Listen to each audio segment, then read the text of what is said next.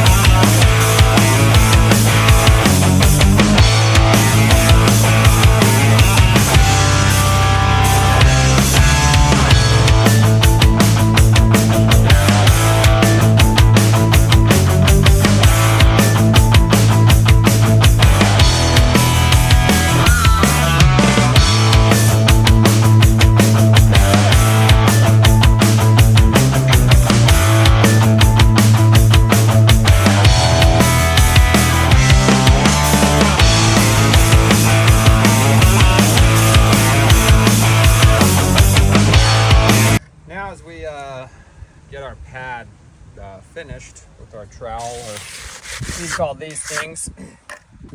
Got it all set up. Now we can come back, put our manifold, our new booster pump, our pressure tanks.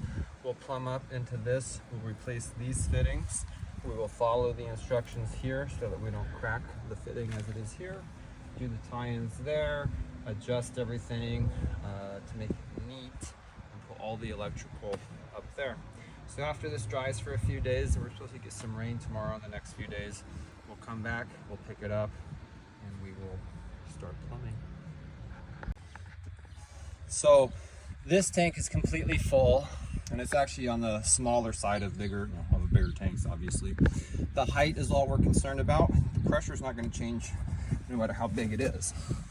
So we've got a full tank, and but I have to replace the valve. So that's why we're here today, to replace this valve, to replace this leak. I don't have the luxury of shutting off the valve and doing my work. We're doing the valve. So what we're gonna do, we're gonna unhook it. It's a little bit complicated because we're gonna have a 2" to 1.5 inches, which is gonna push back just a little bit. But I've never not been successful with doing it with very little bit of water loss, which I guess people can decide how much is a lot or not. So let's get it going. I'm always nervous to do. So I'm gonna get soaked because it's gonna shoot that, but it's a nice hot day. So we're gonna unthread. Okay, I'm gonna get soaked right now.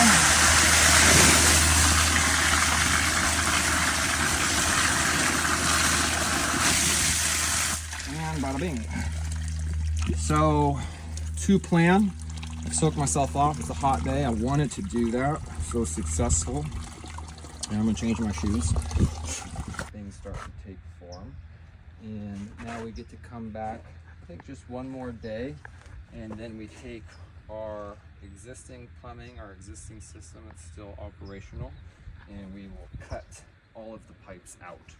And then we'll be able to hook up these tanks up to our pump system and hook up the pressure pipe from our pump system to their pressure feed pipe, get this pressure tank moved over here, and then we can get rid of this monstrosity of an atrocity, and finally have a nice, reliable, clean, non-leaking, not busted, reliable water system. I think every single fitting on this system leaks. That's not an exaggeration.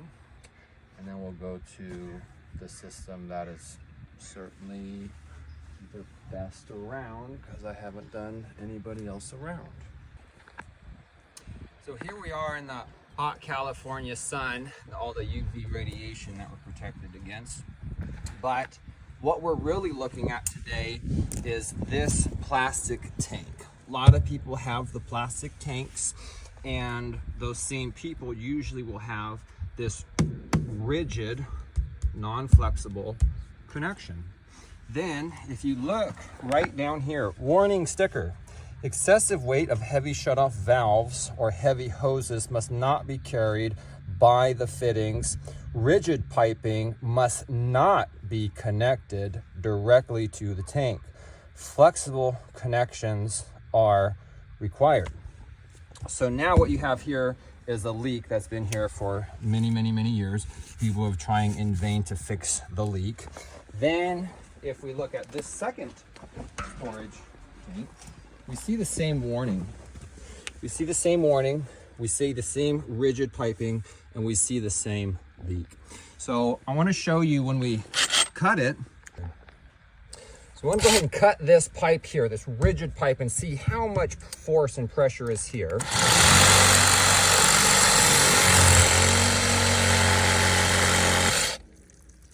And straight away you can see how much force was let go. Now, it's also important to realize that first this will rest about here, but then when this tank fills up, it's gonna push it down to about here or more. So right away you see this much misalignment straight away, and that's on an empty tank. So if this tank was full, and we're gonna try to capture it maybe on this tank, we'll see a lot more motion. But there's your flexible connection requirement. Here, let's see.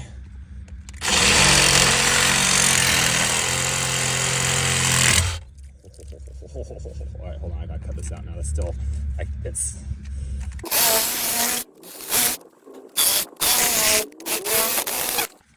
Okay. Do you see what happens when you don't use a flexible connection? Do you see why this pipe has leaked forever? They even shut off that tank. Do you see why you can't have a rigid connection?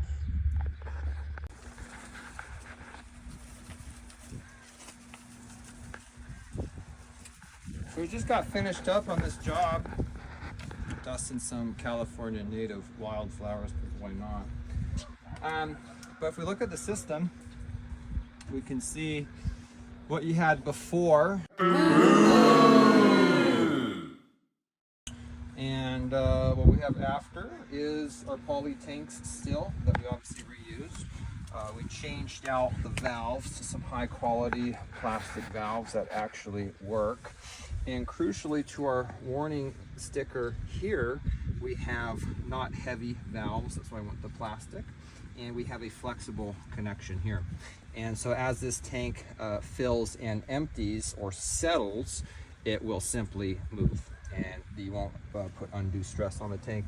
And if we look under here, you will not see any water. I just hosed everything down conveniently, but I can assure you that these fittings no longer leak. We have this fitting here that we installed to make the tanks work more efficiently for the water filter we have installed. And again, no leak under here, a valve that you can reliably turn on and off, and of course our flexible connection.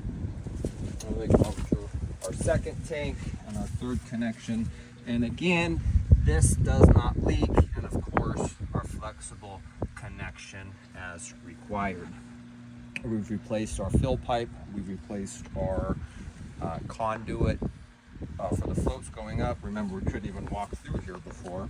And then as I remuddy my slab here that we went ahead and left, we've added our fail-safe switch here. And what this allows us to do is we have a float inside of the tank that will shut off the system, shut off your water when the well pump fails to kick on or keep up. Then you'll be alerted that you have a problem. You can come out here, flip the switch up, and then you can pump the rest of the water reserve in your tank in your emergency capacity while the well pump gets fixed, big or small problem. So we'll leave that down. Redid the electrical around to the front of the actual system here. We have a brass impeller Flint & Walling pump that has a 5-year warranty, galvanized plumbing into it. I'll go ahead and prove a point. I'll make it dirty, but we'll prove a point. Is you can come up here and you can stand on my system because that's how durable it is. So now we have extra valves. Oops, Scott Steven, my cameraman helper. This is the shut-off valve to the house. Very easy to use. Pressure switch, gauge for the pressure, and then a hose bib to obviously have your hose. Then new pressure tank we've added to the single one that we've kept. We didn't want to waste anybody's money and replace a pressure tank that was fine. We just needed to add to it. And then of course this was all put on our slab and our compacted soil pad that we built for it. So now we've taken you from a system that technically operates. The customer here had 2 service calls in rapid succession due to her system. Because she went with our system after that, I just gave her those 2 and she was happy about it. But now we have this beautiful system. We've got water treatment in the tank, reliable pressure system, both tanks in use. And now the only thing that she needs to be worried about is the well pump that we haven't touched yet. So this is what we do, standard BG pump system, the before, the during, and the after. And we'll stand behind this for, you can get many decades out of this system.